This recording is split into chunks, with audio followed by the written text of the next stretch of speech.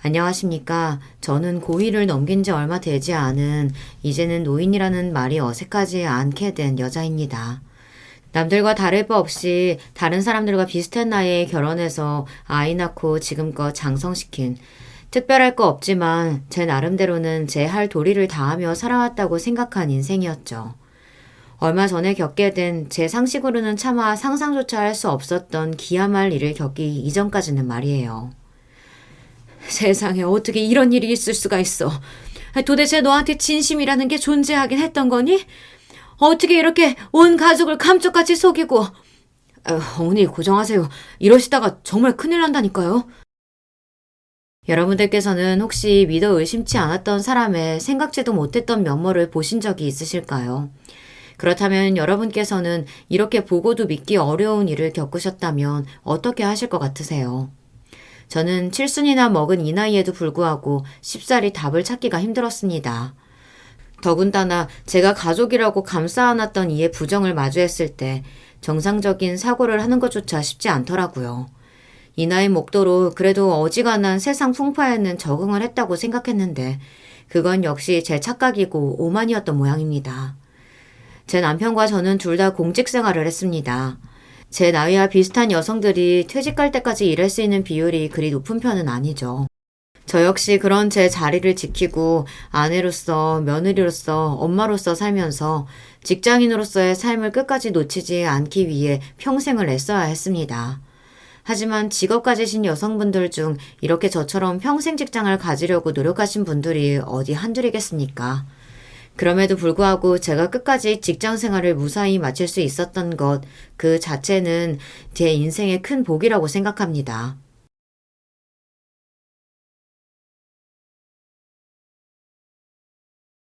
당신이 끝까지 당신 일을 놓지 않고 싶어 하는데 내가 남편이라고 직장을 관둔히 많이 하는 것 자체가 월권이지. 자식이야 우리 둘이 같이 나온 건데 둘이 함께 고생하면 애 하나 있는 걸 제대로 키우지 못하겠어? 그나마 다른 사기업보다 여러 복지 정책이 일찍이 자리 잡은 공무원 사회라고는 하지만 이렇듯 물심양면으로 제 고민을 함께 떠안아준 남편이 없었더라면 정년퇴직은 불가능한 일이었을 겁니다. 남편도 저도 직장 생활하며 쓸 수 있는 정당한 사유의 휴직이란 휴직은 다 써본 것 같아요. 지금이야 출산휴가나 육아휴직이 보편화되어 있다고 하나 저 때만 하더라도 아직 그런 제도가 자리 잡기 전이고 휴직을 쓸 수 있다 하더라도 그걸 다 썼다가는 승진해서 밀리기 십상이었죠. 그러니 남편 역시 이러한 제 뜻을 함께 해준 것은 보장된 출세의 길을 선뜻 포기하고 가족들을 선택해준 것이나 다름없었습니다. 저는 저대로 제 일을 놓지 않고 싶으면서도 남편이 저 때문에 회사에서 불이익을 받는 것만 같아 미안한 마음이었어요. 그런 제게 오히려 대수롭지 않게 말하는 남편이었습니다. 어차피 처음부터 내가 대단하게 저 위까지 올라갈 수 있을 거라고는 기대하지도 않았어. 그리고 뭐 승진 좀 밀린다고 다른 데처럼 일자리 보장 못할까봐 걱정해야 할 처지도 아니고. 일만 하면 살만하지 뭐. 남편 역시 저처럼 같은 공무원의 입장이었기 때문에 가능한 일이었습니다. 남편 말대로 사실상 휴직이 어려웠던 당시 사기업에 다녔더라면 저도 꼼짝없이 밀려나 버리고 말았겠죠. 이렇듯 서로 부부의 연을 맺긴 했지만 같은 직장에서 만나 동료로서 저를 존중해준 남편이 아니었더라면 저 역시 일찌감치 제 꿈을 접고 살아야 했겠죠. 퇴직한 지금까지도 그런 남편에게 항상 고마운 마음입니다. 단순히 직장을 넘어 퇴직할 때까지 제 일을 계속할 수 있었던 것은 제 자존감을 드높여 주었을 뿐만 아니라 제 인생을 통틀어 지금의 저를 있게 해준 자부심이기도 하니까요. 직장 다니는 엄마로 살면서 아들에게 미안할 일도 적지 않았습니다. 저희 부부에게 자식이라고는 아들인 우석이 하나가 전부였어요. 젊은 날에 아들 하나 낳은 이후로는 최대한 빨리 직장에 복귀해 일하느라 바빴습니다. 그 바쁜 와중에 엄마의 몫까지 다 하려 애쓰기는 했지만 아무래도 전업주부로서 온 관심과 정성을 아이에게만 쏟아주시는 다른 어머니들보다는 분명 부족한 점이 있었을 겁니다. 다른 집보다 아버지의 남편의 역할이 컸다곤 해도 아이가 늦게기에 엄마의 빈자리가 없을 수는 없었을 테니까요. 그럼에도 불구하고 일찍부터 철난 소리를 해주는 아들이었습니다. 엄마, 나는 엄마가 일하는 엄마라서 좋아요. 내 친구들 중에서도 엄마가 지금까지 일하시는 분들 잘 안 계시기도 해요. 아침에 학교 갈 때 정작이면 엄마 아빠 같이 나가는 것도 좋고요. 그리고 그 덕분에 할머니들이랑도 자주 있을 수 있잖아요. 저희 부부 두 사람만으로 도저히 해결이 안 날 때는 양가 부모님들 손을 빌릴 수밖에 없었어요. 저희 친정어머니는 시집가고 아이 낳고 난 뒤에는 은근히 제가 직장을 그만두고 집안일에만 전념하기를 바라셨어요. 하지만 그럼에도 여전히 직장 생활을 이어나가길 원하는 딸 자식의 뜻을 묵묵히 응원해 주셨습니다. 나야 내 자식 일이니까 그렇다 치더라도 진짜 대단하신 분은 사부인이시다. 가끔은 내 자식인데도 다른 여자들처럼 살아줄 수 없나 하는 생각이 드는데 사부인께서는 오죽하시겠어? 저희 친정어머님 말씀대로 아들 우석이를 살뜰히 돌봐주시면서도 단 한 번도 일하는 며느리인 저를 타박하신 적이 없으셨던 시어머니셨습니다. 지금도 공무원 사익감은 꽤나 선호받는 축에 들지만 저 시집 올 때만 하더라도 공무원은 1등 사익감 대우를 받았거든요. 그럼 모자랄 것 없는 아들 장가 보내면서 부모라면 당연히 아들 내조 잘해줄 현숙하고 가정적인 며느리를 기대하셨겠죠. 제 주변의 다른 기혼 남성 공무원들만 보더라도 아이 훈육과 집안일 문제는 전적으로 가정주부인 아내분이 도맡아서 하는 경우가 대부분이었습니다. 물론 그 기혼 남성 공무원들은 집안일로 신경 거슬릴 일 없이 회사 일만 신경 쓰면 되는 입장이었죠. 직장 생활과 집안일을 병행하는 제 남편과는 처지가 아주 달랐습니다. 지금이야 결혼하는 부부들의 대부분이 이렇게 사는 게 당연한 일이 되었습니다만 저 때만 하더라도 제 남편처럼 사는 이들은 좋게 말하면 공처가 소리를 들었고 뒤에서는 남성주의적 사회에서 뒷전으로 밀린 덜 떨어진 취급까지 받기 일쑤였습니다. 기센 마누라 하나를 누르지 못해 남자 망신시킨다 이거였죠. 그걸 직접 겪는 남편이 몰랐을 리 만무하고 시부모님이라고 모르셨겠습니까? 그런 걸 생각하면 지은 죄도 없이 항상 움츠러드는 저였으나 며느리의 이런 마음까지 헤아려 주시고 저를 품어주시는 따뜻한 시어머니셨어요.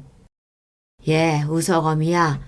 네가 바깥에서는 바깥일한다고 애먹고 집에 돌아와서도 어미 노릇하겠다고 쉴 새 없이 애쓰는 거 알고 있다. 그게 어디 보통 노릇이겠니? 이 늙은이야 이제는 찾아주는 사람도 없고 내 손자 내가 보는 거 그리 대단치도 않은 일이니 집안 걱정일랑 말고 일 잘 보고 알았지? 별일이 아니라뇨. 어머님, 저 어머님 없었으면 절대로 지금까지 회사 생활 못했어요. 자식이 되어 효도를 해도 모자랄 판에 나이 드신 시어머니께 은혜도 이런 다 갚지도 못할 은혜를 받고 있었으니 그분에 대한 감사한 마음이야 이루 말할 수 없었습니다. 주변에서 들려오는 고부지간 갈등과 매운 시집살이 이야기를 들을 때면 더더욱 제가 얼마나 제 주제에 넘치는 인복을 누리며 사는지 실감하지 않을 수 없었죠. 이렇게 시어머니의 하애와 같은 내리사랑을 받고 살아와서 그런지 언젠가 나도 우석이가 제 짝을 만나 며느리를 데려오게 되면 제 시어머니만큼은 아니더라도 그분 발치에라도 따라잡을 수 있는 그런 어진 시어머니가 되기 위해 노력하겠다고 굳은 마음을 먹었습니다. 내가 지금껏 살면서 내 가족들과 시댁, 친정 어르신들의 배려를 넘치도록 받아왔으니 그 감사한 마음들을 모아 내리사랑으로 실천하겠다는 다짐이었던 거죠. 분명 엄마로서 부족한 점이 있었을 텐데도 고맙게도 아들 녀석은 자라는 내내 사고 한 번 치지 않고 몸도 마음도 건강하게 자라주었습니다. 다른 집보다 부모 손탈 일이 적어서 그런지 어릴 적부터 제 할 일을 스스로 찾아서 하는 아이였어요.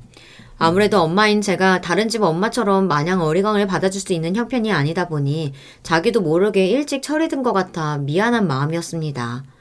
그럼에도 불구하고 어릴 때부터 똘똘하게 제 공부 알아서 찾아서 하고 학창시절 내내 좋은 성적을 받아오는 아들이 자랑스럽지 않을 수 없었습니다.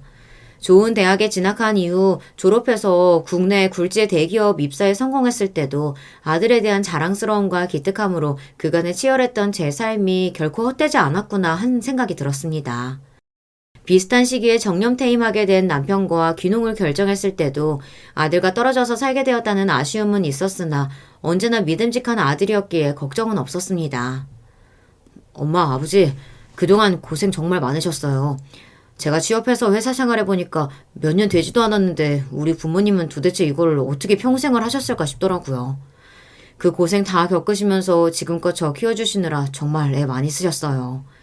이제 내려가셔서 공기 좋은 곳에서 두 분 하고 싶으신 거 다 하시면서 편하게 지내세요. 저도 자주 내려가 볼게요.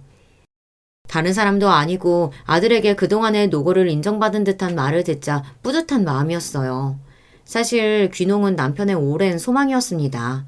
저도 도시에서 나고 자라 농촌 생활이 어떤지 어렴풋한 이미지만 있을 뿐 겪은 적이 없지만 남편은 중학 시절 진학을 위해 온 가족이 도시로 나오기 이전까지는 시골에서 자랐거든요. 남편 나름대로 직장인으로서 치열한 삶을 살아와서 그런지 직장 생활 내내 어린 시절 농촌에서 지내었던 시간을 그리워한다는 것은 알고 있었어요. 물론 남편이나 저나 도시 생활에 익숙해져 있었고 또한 시골 생활 경험이 전무한 저를 걱정해서 그런 걱정을 그저 이루지 못할 꿈으로만 여기고 묻어둔 남편이었습니다. 남편 딴에는 귀농이 자신의 소망일 뿐 제가 귀농을 원한다고 생각하지도 않았고요. 남편 입장에서는 그렇다면 귀농을 제멋대로 결정할 일이 아니라고 생각했을 테니까요. 남편 성정에 자신이 원하는 것을 제게 일방적으로 강요할 사람도 아니었고요. 그래서 먼저 귀농 이야기를 꺼낸 건 저였습니다. 여보, 여기 당신 고향 근처에 작은 텃밭 달린 촌집이 나와 있길래 계약 걸어뒀어.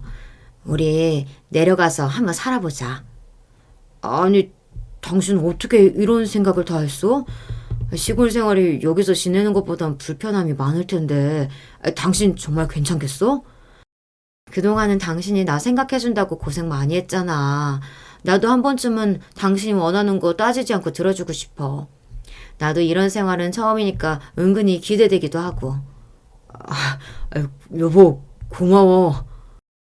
남편 몰래 귀농에 대해 알아봤다는 말에 눈을 반짝이면서도 제 걱정을 먼저 하는 남편이었습니다. 평생을 저 같은 사람하고 산다고 함께 짐을 끌어안아 준 사람이니 저 역시 그런 남편이 소망하는 생활을 함께 해주고 싶었어요. 비록 이제 나이가 든 몸으로 평생 안 해본 일을 하려고 하니 처음 몇 달간은 아주 죽을 맛이었지만 그래도 정신없이 보내던 도시 생활에서 벗어나 하늘 쳐다볼 여유도 생기고 나니 저도 그 생활이 차츰 마음에 들기 시작했습니다. 비록 얼마 되지 않은 땅떼기에 가장 키우기 쉬운 작물들만 골라 심은 초보 농사꾼이라고 할지라도 시행착오가 많았습니다. 그러나 남편과 둘이서 아웅다웅하며 제 손으로 무럭무럭 자라는 작물들을 보고 있자면 그건 역시 뿌듯한 마음이 차오르는 걸 막기 어렵더군요. 아들 녀석도 바쁜 일상을 하는 와중에도 시간 내어 종종 저희 부부를 찾아주었습니다. 이제는 많이 노쇠하신 저희 친정부모님이나 시부모님을 모시고 올 때도 있었고요. 내 딸이 다 늙어서 어미도 못 해본 귀농을 다 할 줄은 몰랐네. 대대로 도시 생활을 하셨던 저희 친정 쪽에서는 시골 촌부가 다 된 제 꼴을 보시며 어이없어 하시면서도 도시 생활과는 달리 여유로운 시골 생활을 즐거워하셨습니다. 시어머니께서는 그보다는 조금 더 향수 어린 반응이었어요. 내가 우석이 아범 데리고 여기 떠나면서 다시 그리운 흙냄새 맡을 일이 있을까 싶었는데 네 덕에 여길 다 다시 와보는구나. 그렇게 작지만 포근한 저희의 시골집은 저희 온 가족의 별장처럼 되어버렸습니다. 저희 부부 역시 평일에는 마치 신혼 때처럼 둘이 붙어 투닥거리다가 주말에는 가족들이 저희를 찾아주시는 이 생활이 아주 흡족했죠. 예, 요즘에 나한테 자꾸 우석이 손 한번 보자는 연락이 와. 아무래도 너희 내외 여기 내려와 있다 보니 나 같은 늙은이한테까지 그러는 모양인데 우석이가 딱히 생각이 없는지 반응이 없더라고. 저희 부부가 둘 다 공무원으로 퇴직을 했다 보니 이렇게 심심찮게 지인을 통해 저희 아들 녀석에게 선자리가 들어오고는 했어요. 아들 역시 좋은 회사 다니며 조건이 빠지지 않는 편이다 보니 아들 쪽에서 그동안 생각이 없다고 고사를 했음에도 불구하고 끈질기게 구는 사람들도 제법 있더라고요. 지금까지는 아들이 사회초년생이다. 또 아직은 나이가 그리 차지 않았다며 저희 부부 역시 그런 아들 뜻을 존중해 주었으나 아들도 이제 슬슬 결혼 정년기에 접어들고 있었습니다. 무엇보다 저희 부부가 이렇게 귀농한다고 내려와서 아들을 홀로 독립시키고 나니 혼자 지내는 생활이 쓸쓸하진 않을까 싶어 슬슬 이제는 제 짝을 만나 가정을 이뤘으면 하는 생각도 들더라고요. 우석아, 아직도 결혼 생각 별로 없니? 엄마는 이제 며느리랑 손자도 좀 봤으면 싶은데 꽉 막힌 엄마 잔소리려나? 잔소리는 무슨. 나도 장가 갈 생각 없는 것도 아니고 그동안이야 워낙 회사 일 적응한다고 나도 정신이 없어서 그랬지. 엄마 아버지 이렇게 사이좋게 사시는 거 보면서 나라고 장가들 마음이 없었겠어요? 조심스레 건넨 말에 의외로 아들 반응이 긍정적이어서 속으로 내심 놀랐습니다. 제 부모를 그렇게 생각해주는 것도 고마웠고요. 그 이후로 주말에 아들이 내려오는 일이 조금씩 뜸해졌습니다. 아무래도 선자리가 주말에 자주 잡히기도 하고 녀석도 마음에 드는 여성분하고 데이트도 좀 하고 하려면 바쁘겠거니 했어요. 여보, 이러다 진짜 순식간에 우리 우석이 장가 보내는 거 아니야? 아이고, 그래주면 고맙지. 우리 퇴임 전에 장가 보냈으면 더 좋았을 텐데 지금이라도 결혼 생각이 있다니 얼마나 다행이야. 전에 없이 적극적인 아들의 태도에 저희 부부도 기대를 안 할 수가 없더라고요. 그동안 아들이 학창시절이며 대학 이후로 한 번씩 여자친구가 생길 때가 있었다는 건 알고 있었으나 한 번도 저희 부부에게 직접 소개를 시켜준 적은 없었거든요. 아들이 어떤 여자를 며느리감으로 소개시켜줄지 종잡을 수 없다는 점에서 제 상상력이 무궁무진하게 펼쳐졌습니다. 아들 녀석이야 워낙 성격이 다정하고 가정적이니 결혼해서 좋은 남편감이 될 거라는 걸 의심하지는 않았어요. 이왕이면 그런 아들 녀석과 비슷하게 둥글고 착한 성품을 가진 며느리였으면 좋겠다 생각했죠. 그로부터 머지않아 아들이 정말로 며느리감이라며 참한 아가씨를 데리고 왔을 때 저희 부부가 얼마나 기뻤을지는 자식 시집장가 보내신 경험이 있으신 여러분들이시라면 다들 이해하실 거라고 생각합니다. 내 작은 아이가 어느덧 장성해서 제 가정을 일구고 살겠다고 제 짝을 데리고 오다니 이것만큼 만감이 교차하는 일이 또 있을까요? 이제 더 이상 품 안의 자식이 아니라는 생각에 아쉬운 마음이 들면서도 내 아이 역시 누군가의 남편이고 누군가의 아버지가 되어 독립한다는 게 그렇게 뿌듯하고 애틋할 수가 없었습니다. 어머님, 아버님 처음 뵙겠습니다. 차유정이라고 해요. 그동안 우석 씨에게 말씀으로만 들었는데 실제로 뵈니 두 분 다 인생이 어찌나 좋으신지 제가 진작 내려와서 찾아뵀어야 하는데 너무 늦게 와서 죄송해요. 아유, 무슨 그런 말을. 우리가 올라가야 하는데 이 먼 데까지 내려와줘서 오히려 우리가 미안하지. 그런 말씀 마세요. 우석 씨 부모님께서 계시는 곳인데 당연히 제가 와야죠. 처음 만난 며느리는 성격이 싹싹하고 애교 있는 사랑스러운 아가씨였습니다. 아들만 두신 엄마라면 다들 한 번쯤 생각해 보셨겠습니다만 저 역시 한때는 딸 가진 엄마들이 그렇게 부러울 수가 없었습니다. 물론 다른 집 아들들과는 달리 부모에게도 다정하고 살가운 아들이었습니다만 딸은 또 다르지 않습니까? 비록 제가 직장생활 한다고 저희 우석이 하나도 겨우 낳아서 키웠습니다만 여유만 있었더라면 딸은 꼭 가지고 싶었어요. 물론 사돈네께서 애지중지 금이양 오기야 키워주신 귀한 남의 집 딸을 제멋대로 딸 같은 며느리라고 생각하고 기대하는 것도 염치가 없는 일이겠습니다만 그럼에도 불구하고 저리 애교가 넘치는 며느리감을 만나게 되니 저도 모르게 신이 나는 마음을 감추기 어렵더라고요. 사실 시어머니 자리라는 게 그렇지 않습니까? 처음 결혼을 결심한 며느리 입장에서는 결코 쉬운 자리라고 보기 어렵죠. 마냥 편하게 대할 수 있는 사람도 아니거니와 혹여나 감정적으로 부딪힐 일이 생기지는 않을까 경계하기도 쉽고요. 그럼에도 저보다도 더 적극적인 자세로 제게 다가오려고 노력하는 며느리가 고마웠습니다. 저도 퇴직하기 전까지 사회생활을 길게 하면서 나름대로 사람 대하는 법에는 이골이 났다고 생각했거든요. 오히려 대하기 어려운 게 이렇게 저보다 한참 어린 여성분들이었습니다. 다가가서 먼저 잘해주고 싶다가도 그쪽에서 저를 부담스럽고 어렵게 생각할까봐 조심스럽기도 했고요. 사실 며느리 처음 내려온다는 소리 듣고 저도 꽤나 긴장을 하고 있었거든요. 긴장을 해도 그쪽에서 해야지 왜 당신이 그래? 그렇게 며느리감 얼굴 한번 봤으면 소원이 없겠다고 노래를 부르더니만. 그래도 그쪽에서 긴장하는 만큼 나도 신경이 쓰인다고. 이왕이면 나도 좀 잘 보이고 싶고. 전에 없이 바짝 군계가 들어간 저를 놀리는 남편이었습니다만 긴장이 되는 걸 어떡합니까? 앞으로 우리 우석이의 평생 반려자가 되어줄 사람이고 우리 손자들의 엄마가 될 사람이었어요. 엄마 같은 시어머니는 욕심이라 하더라도 불편하고 마주하기 싫은 군 식구가 되고 싶지는 않았으니까요. 이렇게 만나기 전부터 걱정이 많았으니 무침성 있게 다가와주는 며느리가 얼마나 고마웠는지 모릅니다.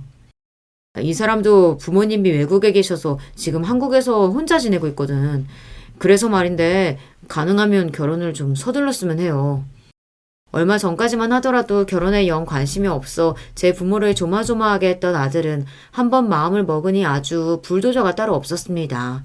그만큼 며느리가 마음에 들었다는 뜻이기도 하겠죠.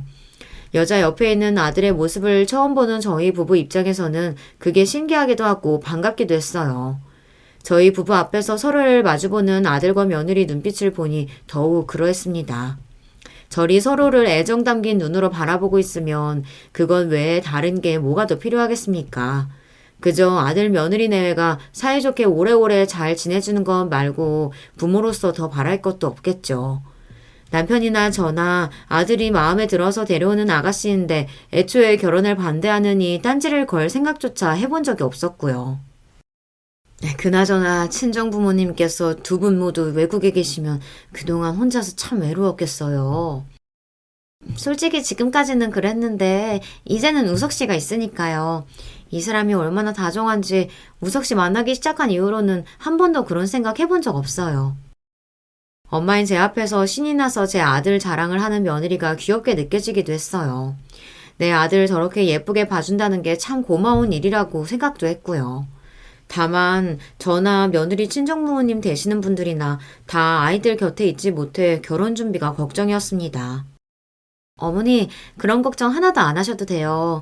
우석 씨나 저나 처음부터 그런 사정 모르고 시작했던 것도 아니고 나이 다 차서 성인이 만나며 결혼을 결정한 건데 당연히 그런 부분은 저희가 해결하는 게 맞죠. 자신감이 넘쳐서 똑부러지게 말하는 며느리를 보니 제가 한 걱정이 기우였겠구나 싶었습니다. 아버님이 귀농을 원하시는데 어머니께서 아버님 평생 소원 들어주시겠다고 먼저 귀농을 준비하셨다고 들었어요. 저희도 이렇게 평생 서로부터 먼저 생각하는 사이좋은 부부로 살고 싶어요. 꼭 어머님 아버님처럼요. 세상에 어쩜 저렇게 말도 예쁘게 하는지. 비록 만난 시간은 얼마 되지 않았지만 며느리는 제 마음에 쏙 들었습니다. 그런 만큼 더더욱 잘해주고 싶은 생각이었죠. 어차피 자식이라고는 아들인 우석이 하나가 전부인데 저희 부부가 해주지 못할 게 뭐가 있겠습니까? 그럼에도 불구하고 며느리가 실제로 저희 부부에게 무언가를 요구한다든지 하는 일은 일절 없었습니다.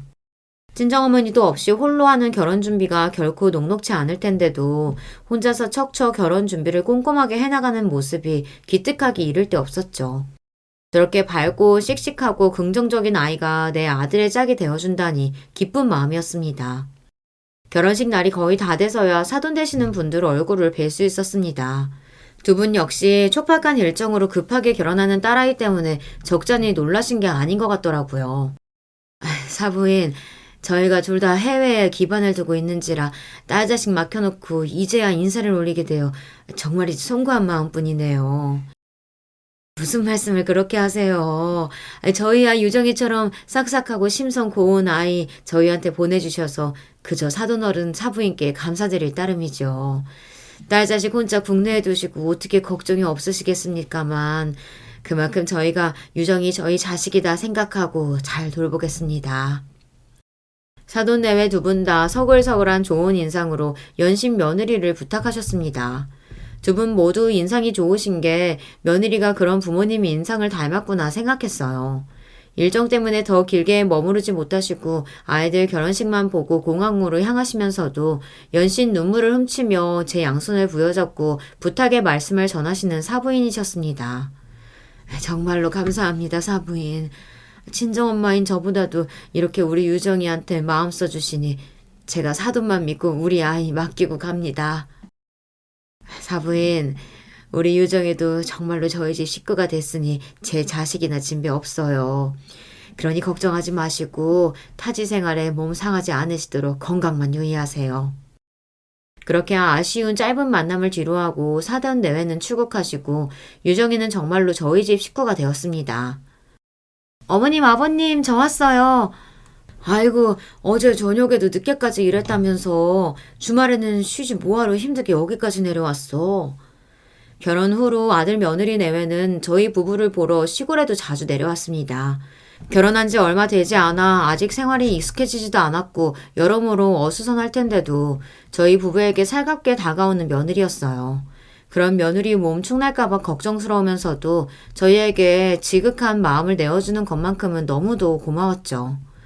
며느리는 저희 부부에게만 신경 쓰는 것이 아니었어요.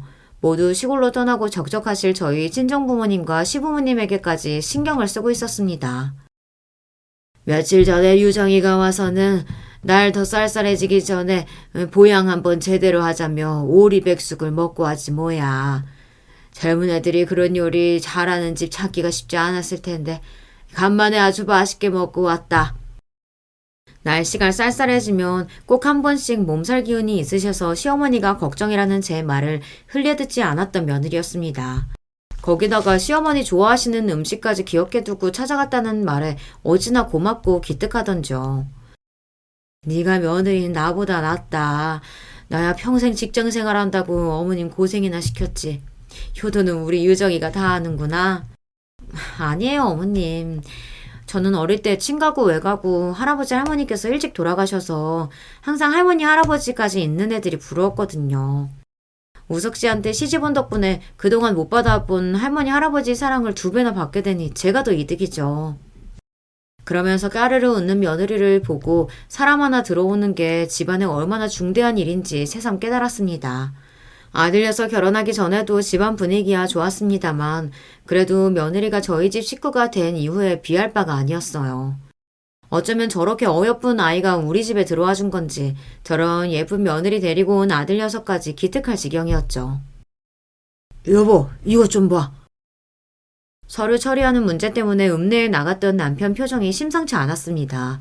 좀처럼 감정 변화의 폭이 크지 않은 사람이기에 무슨 일로 저러나 싶어 들여다본 초본을 보고 저도 깜짝 놀랐어요. 아니, 애들 아직까지 혼인신고가 안 되어 있어? 당신도 몰랐지? 내가 이거 떼어보고 나서 잘못 본 줄 알았다니까? 이 녀석이 결혼한 지 벌써 반년이 다 돼가는데 무슨 생각으로 아직까지 혼인신고를 안 한 거야? 여전히 아들 옆자리에 누구도 표기되어 있지 않은 서류를 보고 당황스럽습니다만 이내 생각을 정리하기 시작했습니다. 같이 일하던 부하 직원으로부터 지나가는 소리로 요새 결혼하는 젊은 부부들은 결혼하자마자 곧장 혼인신고를 하는 경우가 줄어들고 있다는 추세라는 이야기를 들었던 것이 떠올랐어요. 저희 때야 결혼하면 곧장 혼인신고하는 게 당연한 상식이었으니 놀라웠지만 요즘 사람들이야 그렇지 않다고 하니 아들 내외도 그랬겠거니 하는 생각이 들기는 했습니다. 그걸 알았다가는 남편이나 저나 지금처럼 이렇게 놀랄 거라는 걸 알았으니 따로 이야기하지 않았을 거라는 데까지 생각이 미쳤죠. 물론 그렇게 머리로 이해한 것과는 별개로 저 역시 옛날 사람이라 그런가 그게 썩 좋게 받아들여지지만은 않더라고요. 우석아, 너희 아직 혼인신고 안 했니? 어머니 그거 어떻게 하셨어요? 우리 서류 뗄 일이 있어서 봤다가 얼마나 놀랐는지 알아?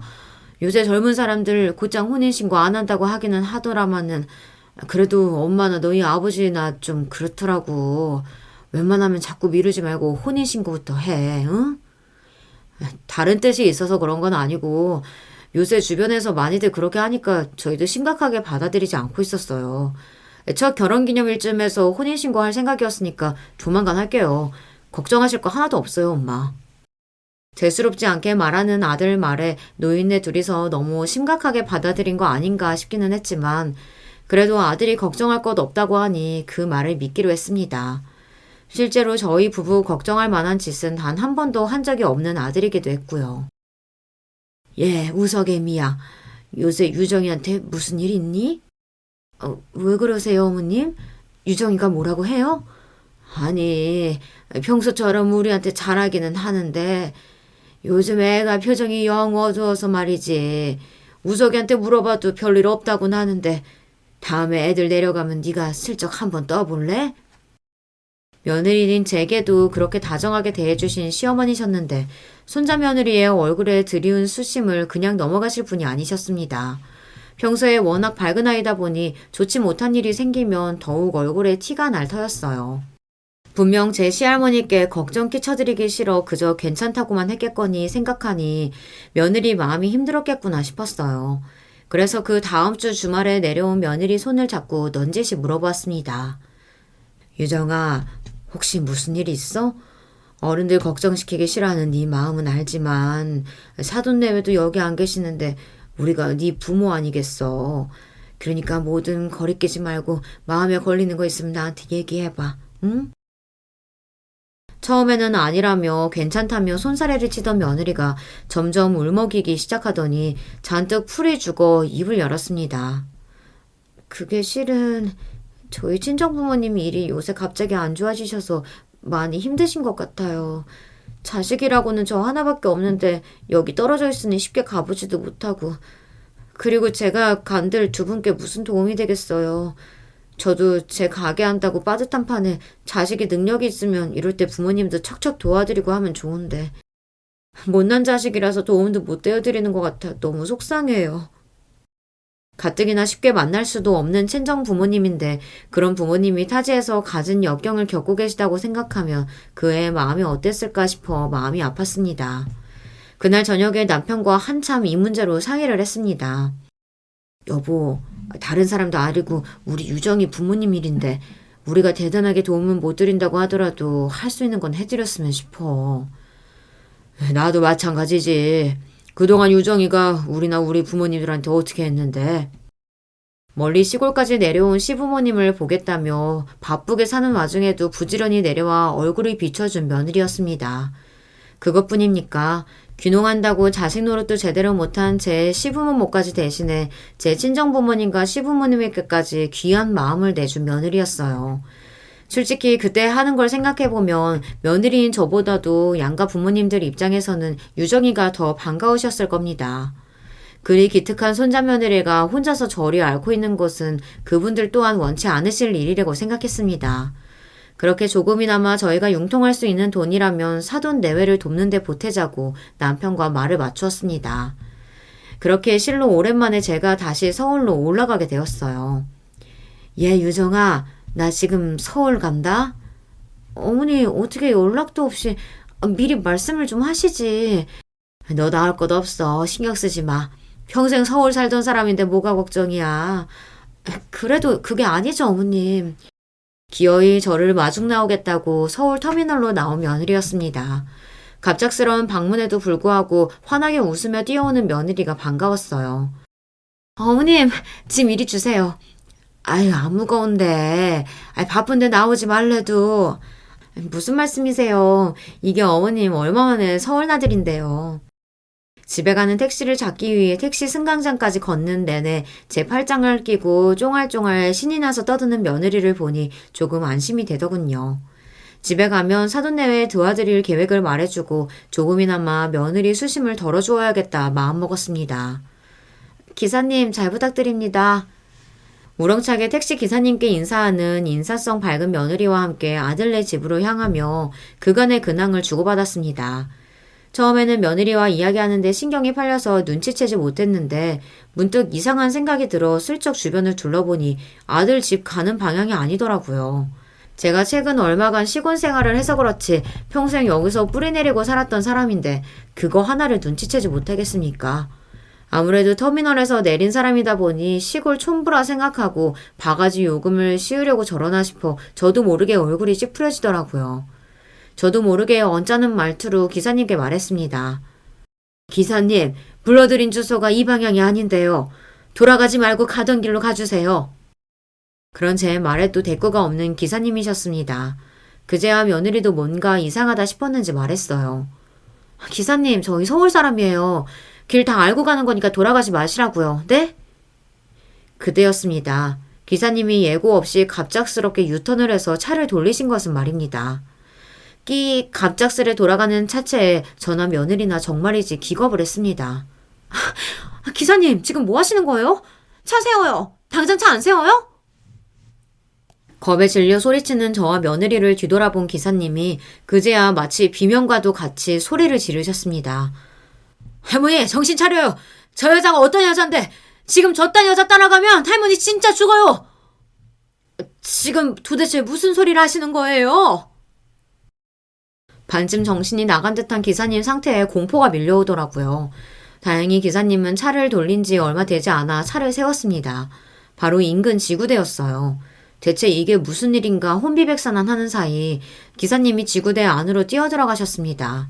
그 와중에 또 차 문을 다 걸어 잠그고 나갔더라고요.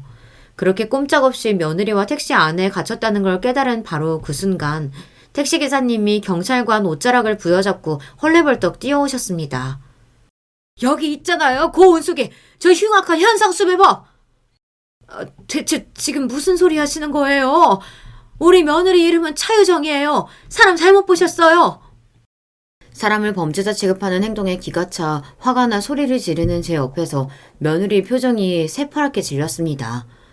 유정아, 너 무슨 말 좀 해봐. 왜 저런 소리 그냥 듣고 있어? 정신 좀 차리시라니까요, 할머니. 저 여자 고은숙 맞아요. 자기 신분도 속이고 우리 형님의 며느리랍시고 집안을 풍비박산 낸 그 천하에 죽이려는 고은숙 맞다고요. 대체 다 이게 무슨 소립니까? 생판 처음 듣는 현상수배범이라는 여자의 이름도 모자라 우리 며느리가 다른 집 며느리였다뇨. 여러분들 같으면 저런 해무맹랑한 소리를 곧장 믿으실 수 있겠어요? 저는 처음 보는 택시기사 양반보다 반년 넘게 함께해온 며느리인 그 아이의 말을 더 믿었습니다. 얘 유정아, 너 뭐라고 말 좀 해봐. 저 사람이 엄한 사람 붙잡고 엉뚱한 소리 하잖아. 처음엔 그저 아이가 많이 놀라 대꾸를 하지 못하는 거라고 생각했는데 어떻게든 경찰관과 눈을 마주치지 않으려고 필사적으로 고개를 돌리고 있는 며느리를 본 순간 불길한 기분이 스멀스멀 내장을 타고 올라오는 듯한 불쾌감이 퍼져나갔습니다. 일단 확인을 하셔야 하니 나와주셔야겠습니다. 어머님 저 좀 살려주세요. 저 지금 여기 들어가면 못 나와요. 그간의 정을 생각하셔서라도 제발. 대체 얘가 무슨 소리를 하고 있는 거야? 너 정말 저 사람이랑 아는 사이인 거야? 그래? 살면서 이렇게 혼란스러운 감정을 느껴본 것은 처음이었습니다. 안 들어가겠다고 차 문을 부여잡고 있는 며느리나 그런 며느리를 천하에 쳐죽이련 취급하며 밖에서 악을 쓰고 있는 택시기사분이나 그런 며느리를 택시 안에서 끄집어내겠다며 용을 쓰고 있는 경찰관 분이나 그야말로 아수라장이었습니다. 저는 그저 상심이 클 며느리 도와주겠다고 올라온 것뿐인데 대체 제게 무슨 일이 벌어지고 있는지 알 수가 없었어요. 횡설수설하는 제 전화를 받고 아들과 남편까지 죄다 쫓아왔습니다. 며느리는 이미 경찰서로 옮겨져 유치장에 갇힌 신세였어요. 그런 며느리에게 삿대질을 해가며 욕을 해대는 택시기사님이었습니다. 너 이 천하의 벼락 맞으려. 네가 우리 석현이 그 지경으로 만들어놓고도 잘 먹고 잘 살 줄 알았냐? 이 천하의 못된 년 같으니라고. 그렇게 살살거리며 온 가족을 다 속여놓고 우리 형님네를 풍비박산네? 니년 때문에 쓰러지신 우리 형님은 아직까지도 자리 보존을 하고 계시는데 이런 천벌받을 년! 아니 대체 이게 다 무슨 소리야? 저희 세 식구는 살면서 겪어오리라 생각지 못한 상황에 다들 충격에 휩싸였습니다. 그런 저희를 보고 사건 담당 형사님이 말씀하셨어요. 본명은 고운숙. 사기 전과가 여럿인데 매번 신혼을 속이고 결혼해선 그 집안 재산을 빼돌리고 잠적하길 여러 번이네요. 요즘은 결혼해도 혼인신고 천천히 하는 추세니까 그렇게 혼인신고 미루고 그 안에 집안 재산 빼돌리는 식으로 사기를 쳐왔습니다. 매번 스타일을 확 바꿔서 검거하기가 쉽지 않았는데 택시기사님께서 용케도 알아보셨나 보네요. 아니 그럼 정말로 우리 며느리가 차유정이가 아니란 말입니까? 정말로 우리 재산 노리고 우리를 전부 속였다는 거예요? 아닙니다, 형사님. 사기치려는 사람이 어떻게 식구들한테 그렇게 잘할 수가 있어요? 뭔가 오해가 있었을 거예요. 어머님, 저런 사람들이 무서운 게 뭔 줄 아십니까? 그렇게 사람 철석같이 미케해놓고 피도 눈물도 없이 다 가진 것들 빼돌리고 일말의 양심의 가책도 느끼지 않는다는 거예요. 저 택시기사님 아니셨으면 어머님들도 저런 시세 면하기 힘드셨을 겁니다. 받아들이기 어려우시리라는 건 알겠지만 이제 현실을 받아들이셔야죠. 유정아, 네가 한번 말해봐라. 너 지금 하는 소리가 정말 다 진실이야? 정말 처음부터 네 신분까지 속이고 의도적으로 우리한테 접근한 거였어? 사람이면 이럴 수 없는 거다. 너 정말 그런 마음으로 우리한테 잘해준 거였어? 그래? 어머님, 제발 살려주세요. 저 좀 여기서 빼내주세요. 저 지금 감옥 들어가면 언제 나올지 몰라요. 제가 먹고 사는 게 너무 힘들어서 그랬어요. 절대로 일부러 그런 거 아니에요. 그리고 다른 사람은 몰라도 우석 씨랑 어머님한테는 절대로 그런 의도로 접근한 거 아니에요. 제가 그동안 얼마나 잘했는지 어머님도 아시잖아요. 네? 제발 여기서 저 좀 꺼내주세요. 눈을 희번득거리며 꺼내달라는 며느리 얼굴은 이미 제가 알던 유정의 얼굴이 아니었습니다.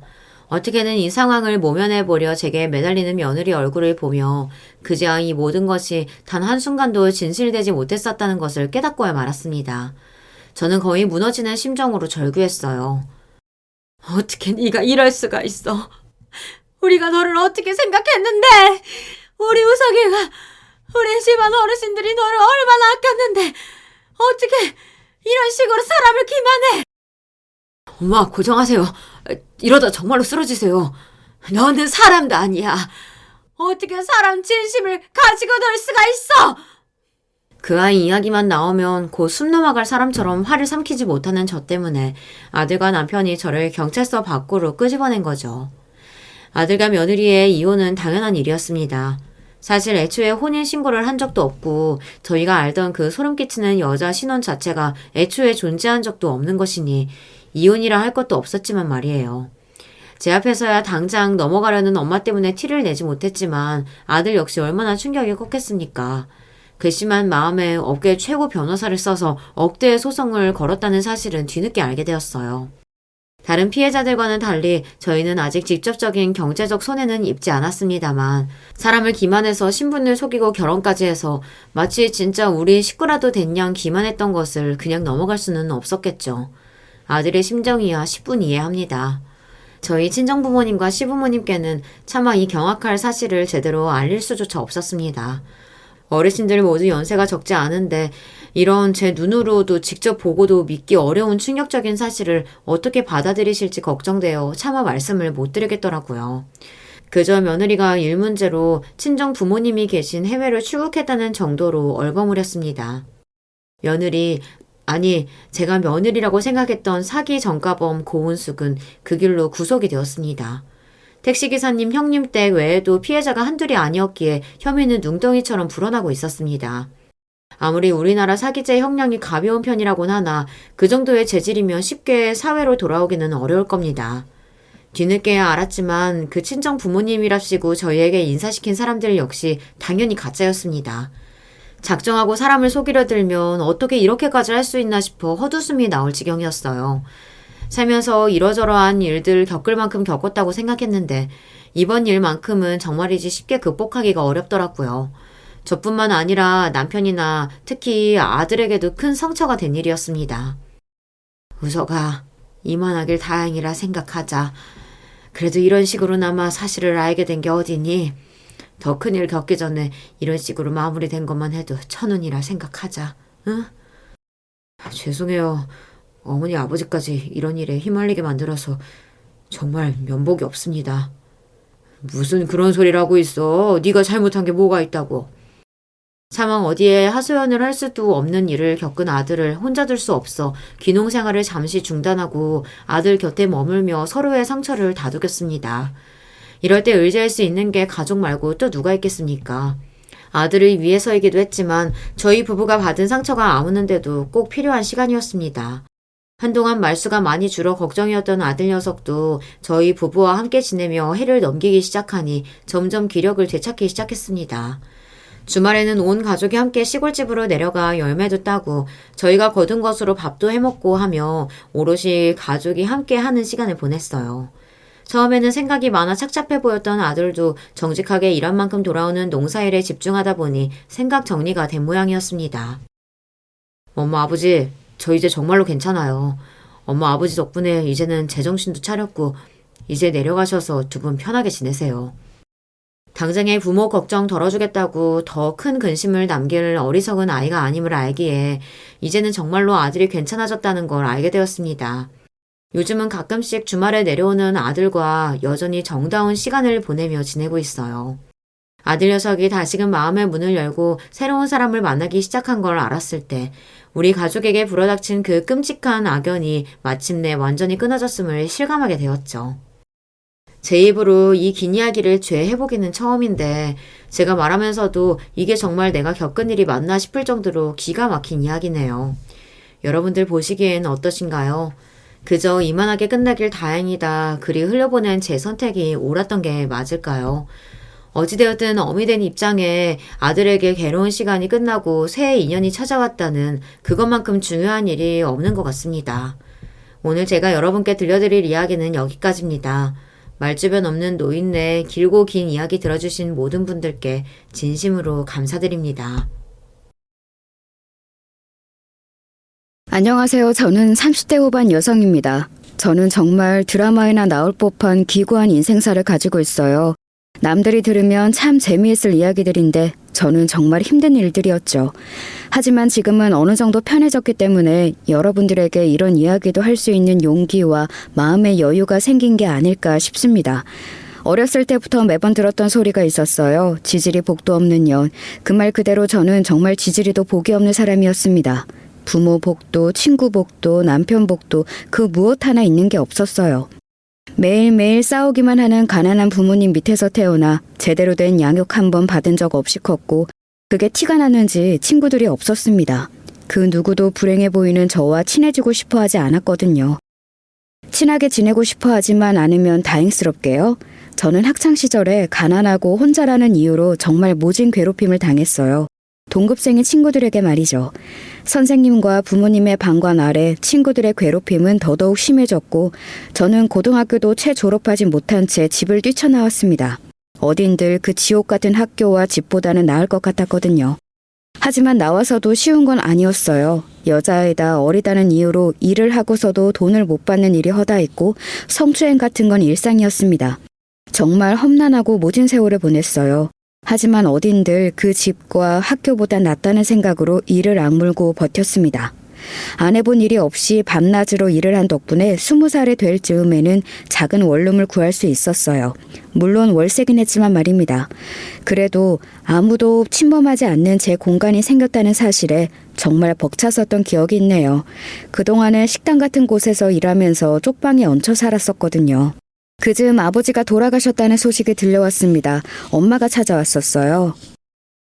너그 애비가 보험을 들어놓은 게 있단다. 그래도 죽을 때는 이런 거 하나 주고 죽네. 엄마는 그렇게 말하며 저에게 통장 하나를 건넸습니다. 5천만 원.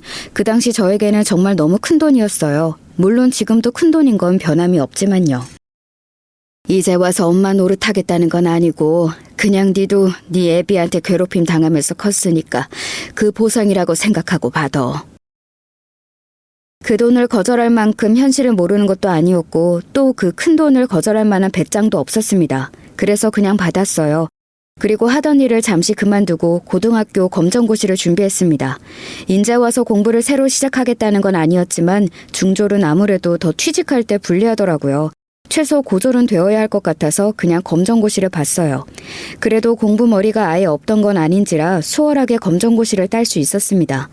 그게 23살쯤 됐을 무렵이었어요. 그리고 작은 건설회사에 경리로 취직해 제 학벌로는 꽤 괜찮은 월급을 받으며 살았습니다. 딱히 욕심도 없었던지라 현실에 그냥 만족하면서 살았어요. 아무도 나를 때리지 않고 아무도 나를 괴롭히지 않는 지금이 가장 행복하다 하면서 말입니다. 그렇게 하루하루를 별다른 일 없이 살아가던 어느 날이었어요. 현장에서 일을 하던 노동자 중에 한 사람이 저를 참 좋아했습니다.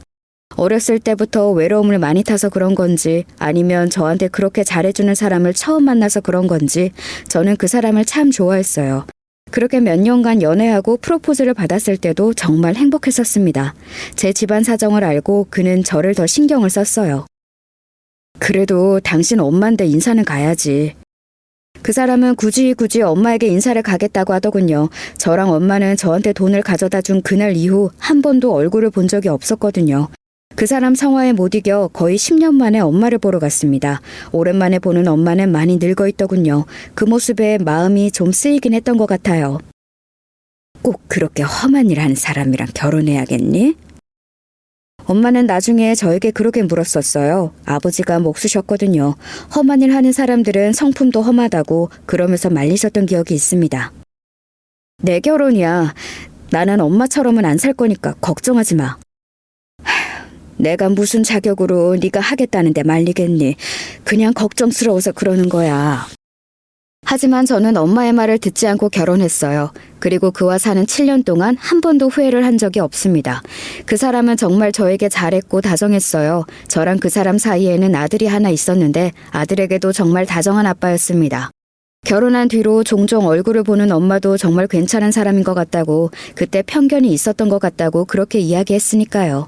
엄청나게 행복한 건 아니었지만 나름 행복했습니다. 충분하지는 않았지만 아끼면 크게 부족함 없이 생활할 수 있었고 다정한 남편과 귀여운 아들이 있었으니까요. 10대 시절 집은 막 뛰쳐나와 길거리에서 울던 과거의 저를 생각하면 정말 행복한 나날들이었습니다. 하지만 그 행복은 오래가지 못했어요. 지질이 복도 없는 년 그 말의 저주에서 벗어났다고 생각했는데 아니었습니다. 형수님! 형수님 큰일 났어요!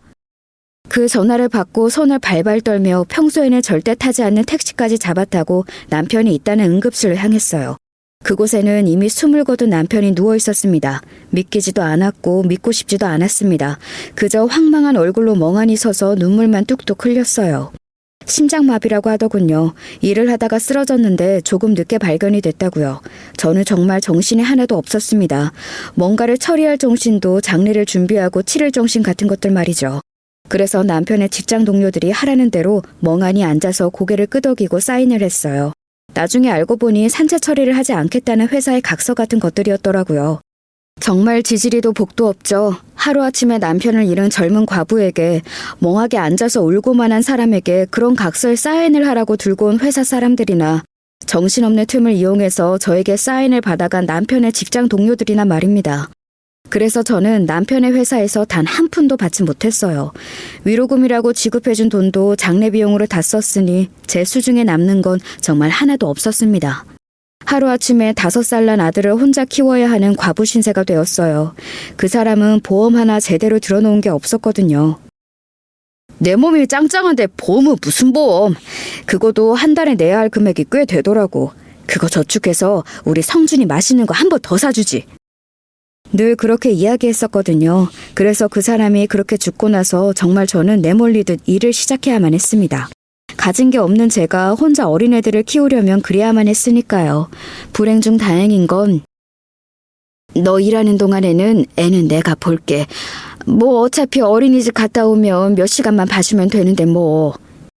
이제와 엄마의 도움을 받는 게 내키진 않았지만 그때 저는 그런 걸 가릴 처지가 되지 못했어요. 그래서 그냥 도움을 받기로 했습니다. 사무직에 취직하고 싶었지만 고졸의 경력이 많이 단절되어 있어서 불가능에 가까웠어요. 그리고 그 다음에는 어렸을 때 하던 식당에도 취직했지만 그건 시간 맞추기가 너무 힘들었습니다. 아무래도 아이를 마냥 엄마에게 맡겨둘 수는 없었기 때문에 일할 곳을 찾는 게 여의치 않았어요. 그러던 중 식당에서 알게 된 아주머니 한 분이 일자리를 제안해 주셨습니다. 세대같이 일손도 빠르고 깔끔하고 또 젊은 사람을 원하는 곳들이 있어. 그게 어딘데요? 가정부인데 딱 정해진 시간에만 가서 청소랑 빨래 해주면 되고 가끔 집주인 심부름 해주는 정도? 그리고 요리까지 하면 추가금도 있고 요즘 부자들 점잠 뺀다고 갑질 같은 것도 많이 안 하고 일도 이런 것보다 수월하고 벌이도 좋아. 대신 거기 연결해주는 사람들 테스트를 통과하긴 해야 해요. 소개 한번 시켜줘? 자신은 나이가 많아서 탈락했다며 부잣집 가정부를 할 수 있는 업체를 소개해 주셨어요. 테스트는 생각보다 간단하긴 했습니다. 학벌과 집안 사정을 묻고 그 다음으로는 어떤 일을 했는지 묻는 게 다였어요. 다행히 면접을 잘 통과해서 어느 집으로 배정받았습니다. 그리고 첫 출근을 했어요. 시간도 딱 좋고 월급도 그전에 받았던 곳들보다 많았던 곳이라 오래 일하고 싶었습니다. 그래서 집주인에게 잘 보이고 싶은 마음에 단정히 입고 첫 출근을 했어요. 보기만 해도 기가 죽는 으리으리한 집 앞에서 배를 누르고 집주인이 나오길 기다렸습니다. 문이 열리는 소리가 들리자마자 꾸벅 인사를 했어요. 그리고 고개를 들었습니다. 너? 이은영? 아는 얼굴이었어요. 그것도 절대 다시 만나고 싶지 않은 그런 얼굴이요. 다시 볼 일은 없을 거로 생각했던 얼굴이었는데 이렇게 만나게 되다니. 이 악연에 하늘도 무심하시지 라는 말이 절로 나오더군요. 은영이는 제 중학교 고등학교 동창이었습니다. 그리고 저를 괴롭힌 학교 폭력의 주동자였어요. 야 임정아, 나 목말라. 시원한 얼음물 좀 가져와. 매점에는 얼음이 없어. 그럼 만들어서라도 가져와야 할 거 아니야 이년아. 자기 뜻대로 안 되면 가차없이 발길질했어요. 그리고 반 안에서 제가 그렇게 은영에게 맞고 있어도 그 누구도 좋아주지 않았습니다. 심지어 선생님조차요. 한 번은 맞다 도저히 버틸 수 없을 것 같아서 신고했던 적도 있어요. 하지만 돌아오는 건 학생들 일은 학생들끼리 해결하라는 경찰의 말과 선생님의 따기뿐이었습니다. 이게 학교 망신을 주려고 경찰에를 가? 은영이 집은 부자였거든요. 동네에 은영이 부모님을 모르는 사람이 없을 정도로 말입니다. 소문에는 학교에 발전기금도 어마어마하게 낸다는 이야기도 있었어요. 제가 신고를 했던 경찰서의 경찰관들도 이미 은영이 부모님에게 다 한 번쯤은 돈을 받은 적이 있는 사람들이라는 말도 들었습니다. 교무실에서 다른 선생님과 학생들이 다 보는 앞에서 담임에게 뺨을 수차례 맞아 얼굴이 퉁퉁 부은 채로 교실에 들어갔습니다.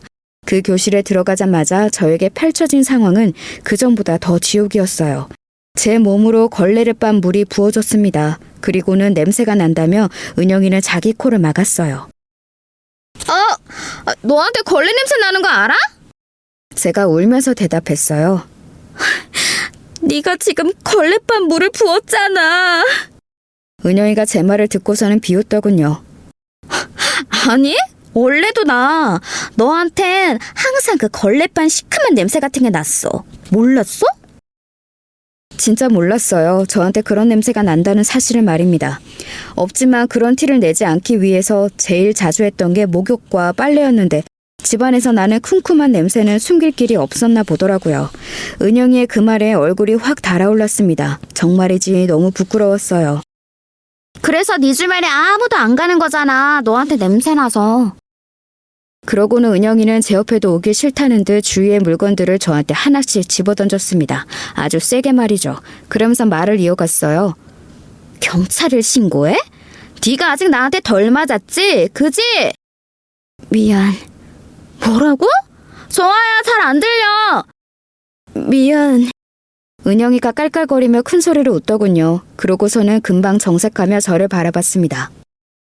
이 세상에 네 편이 있을 것 같아? 심지어는 너의 엄마 아빠도 네 편이 아닐걸? 내가 너를 죽도록 패도 아무도 너를 도와주지 않아. 그걸 아직 모르겠니? 어? 은영이의 말을 듣는데 그저 절망 말고는 아무것도 할 수가 없더라고요. 정말 이 세상에 아무도 제 편이 없는 것 같았습니다. 집에 가면 아빠에게, 학교에 오면 은영이에게 맞으면서 매일 죽고 싶다는 생각만 하며 지낼 거로 생각하니 정말이지 끔찍하더라고요. 그래, 내가 없어지는 수밖에 없겠지. 그날이었습니다. 제가 집을 나온 날 말입니다. 그리고 지금 거의 20년 만에 저를 그렇게 거리로 내몰았던 동창을 만난 겁니다. 장은영을 말이죠. 너 맞지? 임정아. 은영이는 저를 한눈에 알아보더군요. 저도 한눈에 알아봤어요. 어떻게 잊을 수 있겠어요, 그 얼굴을요. 그래, 오랜만이다. 우리 집에 오기로 한 가정부가 너야? 제가 대답을 하지 못하고 고개를 숙였어요. 당장이라도 그때처럼 이 집을 뛰쳐나가서 도망가고 싶었지만 눈앞에 아들의 얼굴이 아른거렸습니다. 저는 돈이 없었고 돈을 벌어야만 했어요. 가만히 저를 보던 은영이가 씩 웃으며 손을 내밀더군요. 제가 얼떨떨한 얼굴로 그런 은영이를 바라봤어요. 뭐해? 악수하자고 하잖아. 손을 잡았습니다. 은영이는 씩 하고 웃더군요. 고등학교 때 그대로였습니다. 아니, 그때보다 더 예뻐져 있었어요. 그리고 두르고 있는 모든 것들이 정말이지 비싸 보였습니다. 그래, 그동안 어떻게 살았어? 결혼은 안 했어? 남편이 뭐 하는 사람이길래 부인을 이런 일을 하게? 결혼은 했었는데 남편이 얼마 전에 심장마비로... 저도 모르게 은영이에게 다 이야기하고 있더군요. 그때처럼 말입니다. 어머, 미안. 괜한 걸 물었나 보다. 애는 있고?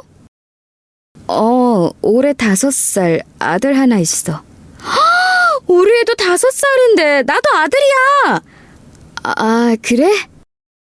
우리가 인연은 인연인가 보다. 이렇게 다 만나고 말이야. 너 그때도 참 손 빠르고 깔끔했는데, 그치? 언제나 은영이가 시키는 일이라면 빠르게 움직였고 항상 은영이 주변을 깔끔하게 치웠던 과거의 제가 떠올랐습니다. 나는 너만 괜찮다면 너 우리 집에서 일하는 거 좋아. 너는 어때? 순간 다행이라는 마음과 함께 싫다는 마음이 동시에 들었어요. 은영이가 어떤 아이인지 그 누구보다 잘 알았기 때문에 그녀가 집주인으로 있는 집에서 가정부로 일하는 것이 끔찍했습니다. 하지만 거절할 수 없었어요. 저는 돈을 벌어야 했으니까요. 나도 좋지. 제가 그렇게 대답하니 은영이가 씩 하고 웃더군요. 그리고는 미묘한 표정으로 말했습니다. 그럼 호칭 정리부터 하자. 우리가 아무리 친구라지만 어쨌든 나는 네 고용주고 너는 내 고용인인데 반말을 하는 거 좀 그렇잖아? 앞으로는 그냥 사모님이라고 부르고 존댓말 써줬으면 좋겠어. 그럴게요. 그래, 좋다. 그리고 은영이가 웃으며 일어났습니다. 아, 너 요리도 잘하지? 그때 그랬던 것 같은데? 아닌가? 네. 그러면 추가금도 줄 테니까 매일 저녁 좀 차려줘. 그이가 집밥을 먹고 싶어 하는데 내가 손에 물을 묻혀본 적이 있어야지. 뭘로 하면 될까요? 오늘은 대충 네가 냉장고 안에 있는 걸로 보고해. 다음부터는 내가 그이한테 물어보고 메뉴 알려줄 테니까.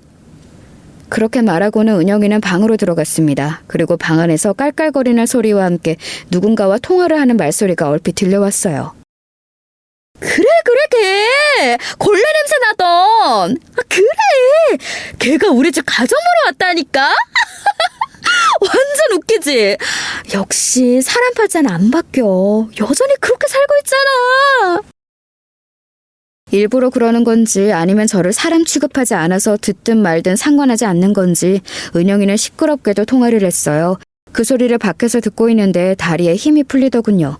다시 그 끔찍했던 그 교실에 서 있는 것 같은 기분이 들었습니다. 하지만 그렇다고 이번에는 도망갈 수 없었어요. 저는 하나의 인생을 책임져야 하는 엄마였습니다. 그 사실이 저를 그곳에서 벗어날 수 없게 만들었어요. 스스로 괜찮다고 몇 번이나 되뇌이며 부엌으로 들어가 냉장고를 열었습니다. 정말 신선하고 비싸 보이는 재료들이 가득하더라고요. 딱 봐도 값비싸 보이는 재료들이었습니다. 이런 비싼 것들로 집밥이라. 좋은 재료로 만들면 뭐든 맛있긴 하겠네 라고 중얼거리며 음식을 만들기 시작했어요. 값비싼 해물들이 잔뜩 들어간 된장찌개와 각종 반찬을 만들고 있으니 은영이가 나오더군요. 나는 이래서 집밥이 정말 싫은데. 냄새 나잖아. 음식을 하는데 냄새를 안 나게 할 수는 없는 노릇이니 뭐라 대답을 하지도 못하고 머리만 긁고 있는데 은영이가 씩 웃으며 그러더군요. 너한테 하는 말 아니야. 왜 그렇게 쫄아? 누가 보면 내가 너 괴롭히는 줄 알겠다. 남편한테 하는 소리야. 하도 집밥 타령을 해대서 내가 짜증나 죽겠어 정말. 꼭 한식을 이렇게 챙겨 먹어야 하는 이유가 뭐냐고 대체. 은영이는 그렇게 궁시렁거리며 정말 냄새가 맡기 싫다는 듯 다시 방으로 쏙 들어가더군요. 그리고 얼마 뒤 음식이 다 되어갈 때쯤 도어락이 열리는 소리가 들렸습니다. 그리고는 누군가 들려오는 소리가 들렸어요. 우리 집에서 이런 냄새가 나? 나 집밥 먹고 싶다고 한 거 드디어 들어주는 거야? 다정한 목소리로 그렇게 말하며 들어오는 사람은 다름 아닌 은영이의 남편이었습니다. 웃으면서 부엌으로 들어왔는데 처음 보는 사람이 있어 당황한 것 같더라고요. 제가 꾸벅 인사를 했습니다. 안녕하세요. 누구세요? 저는... 그때 은영이가 문을 열고 밖으로 나왔어요. 그리고 정아야! 오빠 언제 왔어? 아직 퇴근 시간 좀 이르지 않아? 은영이는 조금 전 저를 부르던 목소리에서 완전 톤이 달라지더라고요. 애교와 애정이 가득 섞인 목소리였습니다. 은영이의 남편이 저와 은영이를 번갈아 보며 물었습니다. 아는 분이셔? 그게 오늘부터 우리 집에서 일해주시기로 하신 분이야. 인사해. 안녕하세요. 근데 당신 방금 정화라고... 이야기하자면 길어. 내가 나중에 설명해줄게. 일단 밥부터 먹어 자기야. 집밥 노래를 불렀잖아. 은영의 남편이 어리둥절한 얼굴로 저와 은영이를 번갈아 보더니 옷을 갈아입으려는 듯 겉옷을 벗으며 방 안으로 들어갔습니다. 방문이 닫히고 은영이가 예전에 그 모습이 떠오르는 살벌한 얼굴로 제게 말하더군요. 너는 그냥 다 맞다고만 해. 알겠지? 내가 남편한테는 알아서 다 설명할 테니까 남편이 너한테 뭘 물어보면 그냥 맞다고만. 은영이의 그 말에 제가 고개를 끄덕였어요. 은영이는 만족스럽다는 듯 웃었습니다. 와, 이거 너무 맛있는데요? 은영이의 남편이 한 입을 먹을 때마다 감탄하더라고요. 엄마를 닮아 원래 솜씨가 좋은 편이긴 했어요. 게다가 어릴 적에 식당 일을 오래 하기도 했었고 말이죠. 은영이는 남편의 그 연신 터지는 반응에 자기도 슬쩍 한 입을 먹어보더군요. 맛있네. 그리고는 새초롬하게 그렇게 말했습니다. 마시는 정도가 아닌데? 나 밖에서도 이렇게 맛있는 음식 못 먹어봤어. 진짜 식당 차리셔도 되겠어요. 그 말에 대꾸도 하지 않고 그냥 고맙다는 듯 고개만 꾸벅하고는 부엌을 나왔습니다. 그런 저를 따라 은영이가 나왔어요. 내일부터는 오전 10시쯤 와서 4시까지 일하다가. 원래 계약서상으로는 5시잖아요? 돈은 그대로 줄 테니까 그냥 그렇게 해. 그리고 오늘은 그만 퇴근해. 저야 뭐 그래주면 고마운 일이니까 알겠다고 고개를 끄덕이고는 그 집을 나왔습니다. 정말이지 긴 하루였어요. 오늘만 같으면 그렇게 힘들지도 않겠다고 생각하면서 잠이 들었던 것 같아요. 하지만 그건 엄청난 제 착각이었습니다. 은영이는 여전히 못돼 먹었더라고요. 저를 내려다보며 우울감을 느끼는 게 그랬습니다. 그래도 어찌어찌 버틸 수 있긴 했어요. 속은 상했지만 고등학교 때처럼 폭력을 행사하지는 않았으니까 말입니다. 하지만 그것 또한 제 착각이었습니다. 기분 탓인가? 네? 너한테 아직도 그 냄새가 나는 것 같아. 순간 제 머리가 하얘지더라고요. 그 뒤에 은영이가 무슨 말을 뱉을지 너무나 잘 알고 있었습니다. 그리고 그 말은 정말 그녀의 입을 뚫고 나왔어요. 덜 마른 걸레 냄새. 그러고는 은영이가 하면서 자기 코를 막고 방으로 들어가더군요. 그런 냄새가 날 리가 없었습니다. 저는 이제 그때 살았던 반지하에 더 이상 살지도 않고 손으로 빨래를 하지도 않아요.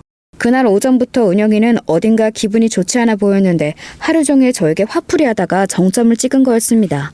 은영이가 방으로 들어가자마자 제 눈에서 뚝 하고 눈물이 흘렀어요. 다시 저는 그때 그 교실에 서 있던 18 어린 시절로 돌아가 있었습니다. 걸레반부를 뒤집어 쓴 그때 그 아이 말이죠. 눈물이 먼저 났고 그 다음에는 화가 났어요. 화가 났지만 그때나 지금이나 저는 여전히 은영이에게 뭔가 할 수 있는 처지가 되지 못했습니다. 여전히 세상은 은영이 편이었으니까 말이죠. 그리고 퇴근을 하는데 집 앞에서 은영이의 남편과 마주쳤어요. 제가 꾸벅 인사를 하니 말을 걸어오더라고요. 은영이랑 고등학교 동창이시라면서요? 은영이가 그런 이야기를 했나 싶어 그냥 뚫어져라 봤더니 은영이의 남편은 은영이가 해준 이야기를 술술 뱉었습니다. 은영이는 제가 처지가 어려워서 도와주는 거라고 했고 제가 그냥은 받을 수 없어서 집안일을 해주겠다 나섰다고 했다더군요. 존댓말도 제가 알아서 그렇게 하는 거라면서요. 다 맞다고 하라던 은영이의 협박 아닌 협박이 떠올라 고개를 끄덕였습니다. 그러다 번뜩 그런 생각이 들었어요. 아, 복수를 한다면 이 방법이 최고이지 않을까 하는 생각 말입니다. 바로 은영이의 남편을 빼앗는 그 복수요. 은영이의 남편은 사업을 하는 사람이었습니다. 아버지에게 물려받은 중소기업을 운영 중이었는데 그 회사가 절대 망할 리 없는 알짜 기업이라고 은영이가 떠드는 소리를 들은 적이 있습니다. 자기가 친구들 중에 시집을 제일 잘 왔다면서 말이죠. 은영이네 집도 부자긴 했어요. 물론 본인 남편만큼은 아니었지만 말입니다. 은영이는 학교를 졸업하자마자 선을 봐서 남편과 결혼했다더군요. 그런데 오랫동안 아이가 생기지 않아 고생했는데 늦게 얻은 아들을 그래서 남편이 더 예뻐 죽는다고 말이죠. 하지만 정작 은영이는 자기 아들에게 큰 애정이 없어 보였습니다. 언제나 자기가 더 중요한 것처럼 굴었어요. 아이가 자지러지듯 울어도 손에 팩을 하는 중이라며 가만 보고만 있던 걸 제가 출근하고 아이를 달랬으니까 말입니다. 아무튼 머릿속으로 그 생각이 확 스쳐 지나가자 저도 모르게 본능적으로 살짝 웃으며 은영이의 남편을 바라봤습니다. 제가 표정이 풀리니 그도 웃으며 묻더군요. 요리를 어떻게 그렇게 잘하세요? 엄마가 솜씨가 좋으시기도 하고 어릴 때부터 안 해본 일이 없었거든요. 식당 일도 오래 했어요. 이 정도는 뭐 아무것도 아니죠. 전혀 고생하신 분 같지 않은데. 하며 은영의 남편이 말을 얼버무리더군요. 어릴 때부터 너는 웃으면 참 예쁜데 왜 그렇게 안 웃냐는 말을 자주 들어왔었거든요. 사실 은영이의 괴롭힘이 더 심해진 것도 은영이가 좋아하던 선배가 저보고 너는 웃는 얼굴이 예쁘다라는 이야기를 하고 나서 더더욱 심해졌었고 말입니다. 평소에는 워낙 웃을 일이 없으니 그 이야기를 잊고 살았었는데 번뜩 스쳐가듯 그 이야기가 생각이 났습니다. 그래서 다시 한번 웃으며 그를 향해 꾸벅 인사를 했어요. 웃으니까 인상이 확 다르시네요. 그런가요? 평소에는 웃을 일이 없어서. 그럼 저는 이만 가보겠습니다. 그러고 돌아서 나왔습니다. 등 뒤로 그의 시선이 느껴졌어요. 그 뒤로 바로 자주 은영이의 남편을 볼 일은 없었습니다. 제 퇴근 시간이 빨랐거든요. 하지만 종종 마주치거나 할 때면 언제나 웃었어요. 그는 분명히 저에게 호감을 느끼는 듯 했습니다. 이런 걸 잘 모르는데도 그런 감정 같은 것들이 느껴졌으니까요. 그리고 어느 날 흘러가듯 회사에서도 자꾸 집에서 먹는 밥이 생각이 난다는 이야기를 듣고서는 아침부터 도시락을 준비해 은영이의 남편이 출근하는 시간에 맞춰 일찍 갔어요. 그리고선 출근하는 그의 손에 은영이 몰래 도시락을 쥐어주기도 했습니다. 이 집에 있는 것만큼 좋은 재료로 만든 건 아니라서 맛이 그만큼은 있을지는 모르겠어요. 아이고, 이렇게 신경을 다 써주시고 감사합니다. 그리고 도시락을 건네주며 일부러 슬쩍 손을 부딪히기도 했습니다. 그가 흠칫하고 놀라는 게 느껴졌어요. 제가 놀란 얼굴로 손을 얼른 떼어내며 죄송하다고 하자 그가 웃으며 괜찮다고 하더군요. 그리고 그날 한 가지 알게 된 사실이 있었습니다. 이른 출근으로 알게 된 사실이었어요. 집에 들어가니 아이는 자는지 고요하더군요. 그래서 거실에 널브러진 옷가지들과 부엌의 식기들을 하나둘 정리하고 있을 때 안방에서 통화 소리가 들려왔습니다. 모른다고 당연히 모르지. 왜? 알았으면 좋겠어? 그러면 너도 더 이상 나한테 돈 못 받아, 이 개자식아. 평소라면 무슨 말을 하든 신경 쓰지 않았을 텐데 그날은 신경이 쓰이더라고요. 그래서 방문 앞으로 다가갔습니다. 귀를 바짝 가져다 대지 않아도 문 너머로 소리가 다 들렸어요. 은영이는 집에 아무도 없다고 생각하고 큰 소리로 떠들었습니다. 준우가 네 아들이면 뭐? 내가 데려가라면 네가 키울 수나 있고? 그 말을 듣자마자 눈이 동그랗게 커졌어요. 하마터면 손에 있는 휴대전화를 떨어뜨릴 뻔했습니다. 하늘이 주신 기회구나 싶었어요. 잽싸게 휴대폰의 녹음 기능을 켰습니다. 녹음 버튼을 누르자마자 은영이의 충격적인 말들이 쏟아졌어요. 그냥 얌전히 내가 주는 돈이나 받아 처먹어. 내가 뭐 준우랑 너한테 가면 네가 나 책임질 수나 있어? 우리 집 예전 같지 않은 거 알잖아? 너 씀씀이나 나 씀씀이나 지금 남편 아니면 감당 안 된다고. 도대체 얼마나 이 소리를 해야 알아들어? 은영이의 목소리는 점점 커졌어요. 왜? 인제 와서 친아들이 핏줄이 땡겨? 너 내가 주는 낳겠다고 남편 아들로 키우면 된다고 할 때 책임 안 져도 된다고 좋아했잖아? 그럴 땐 언제고 이제 나이 먹으니까 아들로 데려가고 싶어? 네가 나랑 준우 책임져줄 능력은 되고 나는 절대 남편이랑 이혼 못해. 나는 이 생활 절대 포기 못한다고! 그러고는 씩씩거리며 휴대전화를 던지는 듯한 소리가 들렸어요. 저는 재빨리 현관 쪽으로 나갔습니다. 그러고는 안방 문이 열렸다 닫히는 순간을 귀 기울여 들었다가 현관문을 닫는 소리를 냈어요. 그리고 마치 지금 출근한 양 집 안으로 들어섰습니다. 그런 통화를 막 끝내고 나서였는지 은영이는 저를 보자마자 놀란 눈을 하더군요. 뭔가를 들킨 사람처럼 말입니다. 왜 이렇게 일찍 왔어? 아, 오늘 어쩌다 보니 준비도 빨라졌고 차도 바로바로 와서 일러졌네. 빨리 온다고 아무도 너한테 잘한다고 칭찬할 사람도 없고 오히려 거슬리기만 하니까 앞으로는 맞춰서 와. 왜 시키지도 않은 짓을 해? 은영이는 그렇게 날카롭게 말한 뒤 방 안으로 다시 들어갔습니다. 은영이가 들어간 뒤 녹음된 음성을 들어봤어요. 녹음이 잘 되었더라고요. 그것도 아주 잘 말입니다.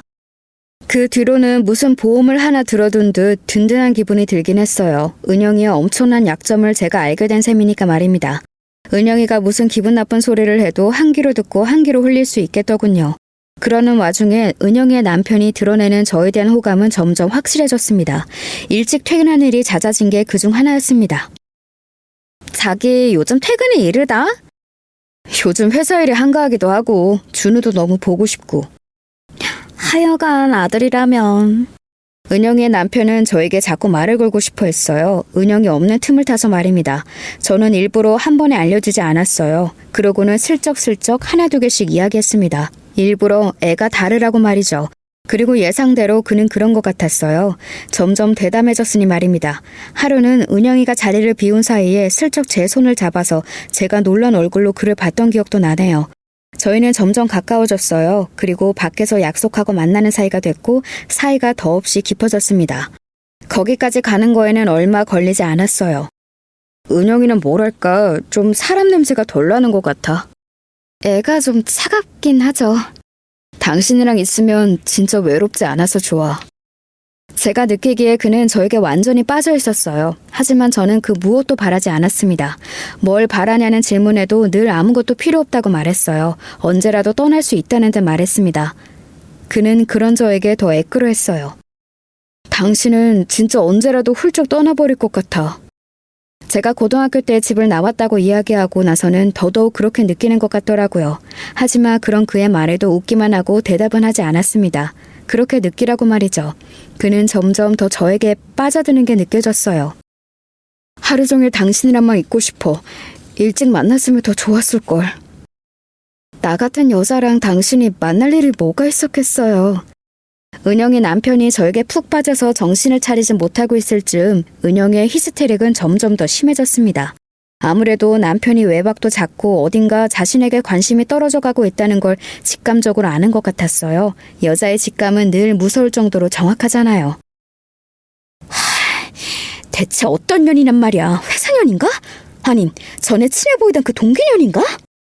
그 상대가 저라는 건 상상도 못하는 것 같았지만 말입니다.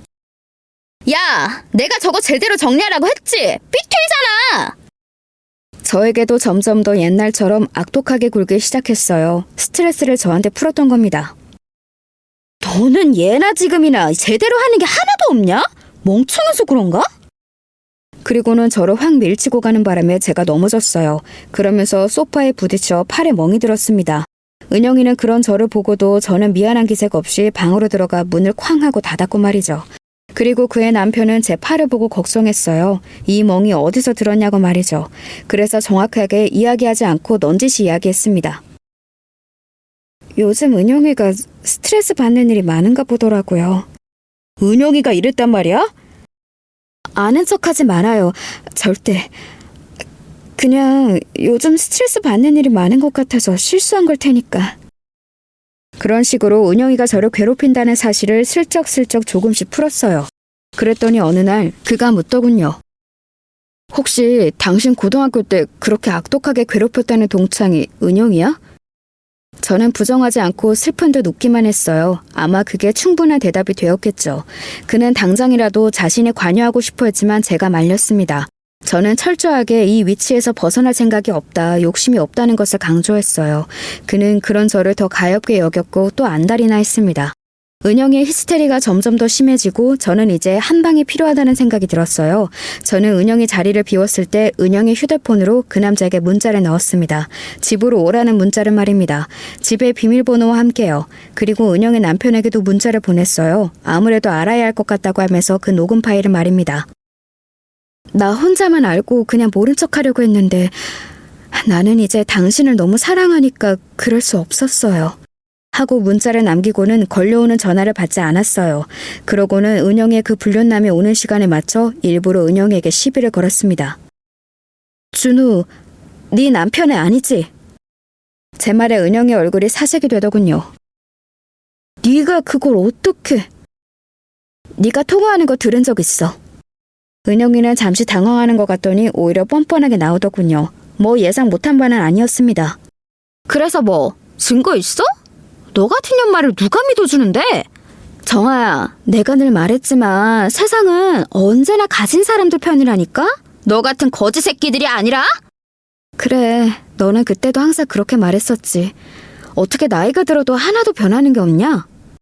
은영이가 픽하고 웃더군요. 내가 왜 변해야 하는데? 변할 필요가 없는데? 그렇죠. 은영이 말이 맞긴 합니다. 은영이 같이 가진 사람들은 변하지 않아도 알아서 다들 떠받들어 주니까 그럴 필요가 없었겠죠. 그래도 이제 너는 변해야지. 네가 가진 약점이 이렇게 큰데. 제 말에 은영이가 제 어깨를 손가락으로 기분 나쁘게 툭툭 밀기 시작하더군요. 네가 그 비밀 좀 알았다고 대단히 뭔가라도 쥐게 된 것 같아? 너 같은 년 말은 절대 아무도 안 믿어준다니까? 그리고 준호 아빠는 내 남편이 맞아. 내가 맞다며 그런 거야. 그 새끼고 너고 하여간 없는 것들이 욕심만 참 많아서 주제도 모르고 어딜 덤비길. 그때 누군가의 목소리가 들려왔어요. 네가 말한 그 새끼가 혹시 나야? 언제부터 서 있었는지 어떤 남자 하나가 서 있더군요. 그 불륜남인 듯 했습니다. 은영의 얼굴이 새하얗게 질리기 시작했으니까요. 네가 여긴 어떻게? 왜 왔어? 네가 오라며. 집 비밀번호까지 알려줘놓고 왜 이제 와서 시침이야? 은영이는 그제야 상황 파악이 된 듯 저를 노려봤습니다. 너야? 네가 꾸민 짓이야? 감히? 네가 나를 상대로? 은영이는 사정없이 제 뺨을 내리쳤어요. 제가 버티고 서 있자 연속으로 내리쳤습니다. 저는 일부러 대응하지 않았어요. 이제 곧 그가 올 걸 알고 있었으니까요. 제 얼굴이 퉁퉁 붓고 입술 주변에서는 피가 나기 시작했어요. 은영이가 어찌나 살벌하게 저를 때렸는지 그 불륜남이 나서서 말릴 정도였으니까요. 그때 반가운 목소리가 들려왔습니다. 지금 이게 뭐 하는 짓이야? 모두가 그 소리에 시선을 돌렸고 은영이와 그 불륜남의 얼굴은 사색이 되었습니다. 당신이 왜 지금 이 시간에... 은영이는 당황했지만 이내 그것도 제가 한 거라고 결론을 내린 모양이더라고요. 이미 바닥에 쓰러져 있는 저를 무서운 눈으로 노려봤습니다. 은영이의 남편은 바닥에 쓰러져 있는 저와 엉망이 된 제 얼굴을 보고는 놀라서 저에게 다가와서 저를 일으켜 세웠어요. 괜찮아? 남편의 그런 모습에 은영이의 눈이 다시 한번 커졌습니다. 둘이 언제 반말을 할 정도로 친해졌어? 설마 당신 바람난 여자가 얘야? 당신 미쳤어? 어떻게 이런 년이랑 이런 가정부 따위랑! 누가 할 소리를 하는 거야 지금? 준우가 내 아들이 아닌 게 정말이야? 어? 은영이는 입을 다물었습니다. 그리고는 상황 파악을 하듯 눈을 굴리기 시작했어요. 잠시 뒤 생각이 끝났는지 자신의 남편에게 매달려 애원하기 시작했습니다. 여보, 내가 잘못했어. 진짜 실수였어. 정말 지우려고 했는데 아이는 안 생기지. 다들 기다리고만 있지. 그래서 나도 모르게 거짓말한 거야. 진짜 실수야. 나는 당신밖에 없고 당신만 사랑하는 거 알잖아. 당신도 실수했으니까 우리 서로 한 번만 용서하자. 어? 그리고 여보는 안아. 저런 사람들이랑 살 것도 아닌데. 은영이는 정말 끝까지 저와 그 불륜남은 사람 취급을 하지 않았습니다. 그리고 은영의 남편은 은영이를 용서할 생각이 없어 보였어요. 매달리는 은영이를 뿌리치고 저의 손을 잡고 그 집을 나왔습니다.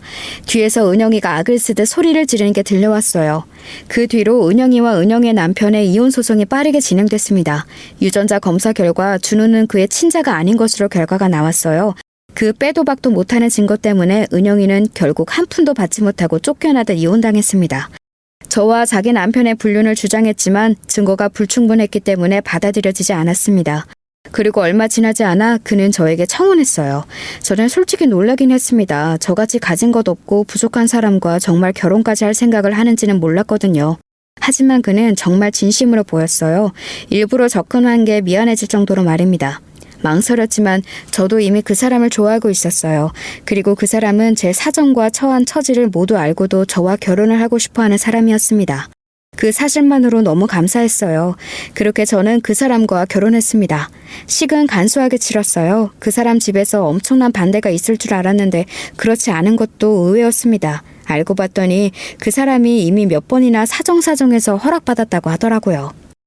지지리도 복이라고는 없는 박복한 년은 이제 없어졌어요. 저는 이제 한강이 훤히 내려다 보이는 집에서 사모님 소리를 들으며 살고 있으니 말입니다. 사랑하는 남자와 함께요. 제 아들은 당연히 제가 키우고 있어요. 남편도 그러자고 한 부분이고요. 처음엔 엄마가 그런 집안은 싫어할 거라며 자신이 키우겠다 했지만 그건 제가 싫었습니다. 그리고 얼마 지나지 않아 남편의 아이를 임신하기도 했고 말이죠. 은영이는 이혼을 당한 뒤 당연하게도 저를 몇 번이나 찾아와 행패를 부렸습니다. 이제는 뒤바뀐 처지를 받아들이지 못하는 듯 보였어요. 상당히 자존심을 상해했고 상당히 괴로워했으며 이 현실을 믿고 싶어 하지 않았습니다. 그러다 경찰서에까지 한 번 가고 나서야 더 이상 찾아오지 않았어요. 은영이를 마지막으로 본 날 제가 이렇게 말했던 기억이 납니다. 은영아, 이제 너한테서 냄새가 난다.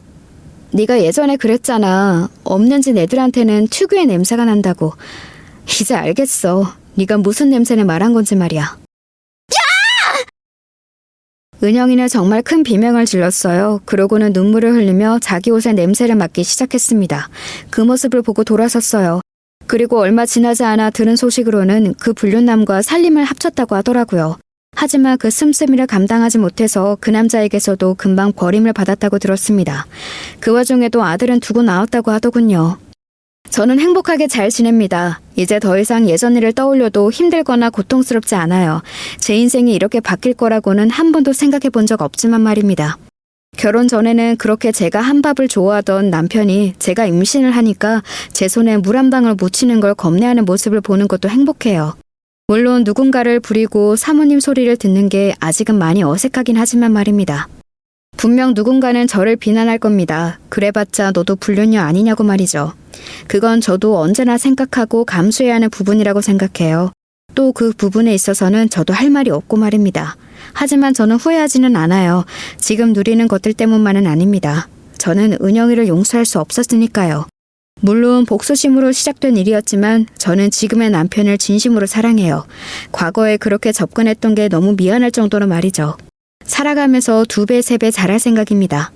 굉장히 긴 이야기라고 생각했는데 끝을 내려고 보니 또 짧게 느껴지기도 하고 지난 시절이 꿈 같기도 하네요. 긴 이야기 들어주셔서 감사합니다. 좋은 하루 되세요.